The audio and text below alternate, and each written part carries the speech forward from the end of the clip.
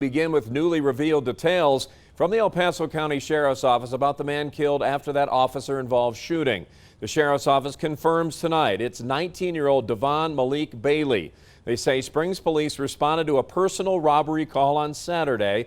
The victim identified two suspects. Officers contacted the suspects, including Bailey, who they say reached for a firearm during that encounter. At least one officer, they say, fired a shot hitting Bailey, who later died at the hospital. We've also learned that Bailey had interactions with police 3 times since 2015.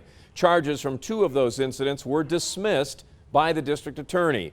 Court records also show Bailey was facing charges tied to 2 alleged victims. The charges include criminal attempt, sexual assault on a child by one in a position of trust. Court records show Bailey pled not guilty to those charges about 2 weeks ago. And we continue to track that investigation with Mayor John Suthers today, calling for patience amid the cry for immediate answers from Bailey's family and others. Tonight, we're hearing from investigators on the process to determine exactly what happened. News 5's Colette Bordelon joins us from the Sheriff's Office with more. Colette. Here in Colorado, the investigating agency must be separate from the one actually involved. So even though the police department are the ones who responded to that call on Saturday night, the El Paso County Sheriff's Office is handling the case.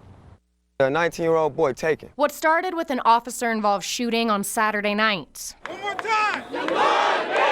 led to a vigil on Sunday. Black Lives Matter. And protests on Monday. It's more to the story than what's being said. DELAUNDRE Jenkins wants answers. We want the truth. We want the autopsy. We want everything that we need. Any details that we can get from the body cam. But those with the Sheriff's Office say they need more time to make sure they get the right answers. You got to be very careful and make sure that you're following how you do things, how you do normal business. Sheriff's Office spokesperson Natalie Sosa explained to me how they operate in any officer-involved shooting.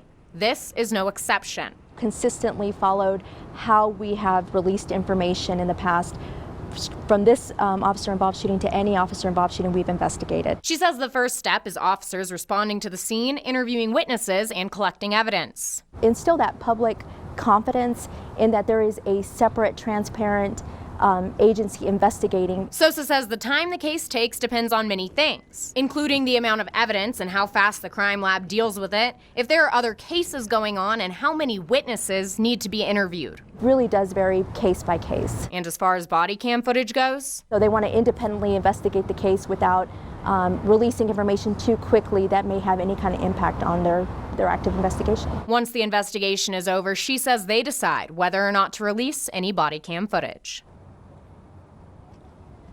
Sosa says any investigation can take a few weeks to a few months. Now, in the case from Saturday night, both officers are on leave.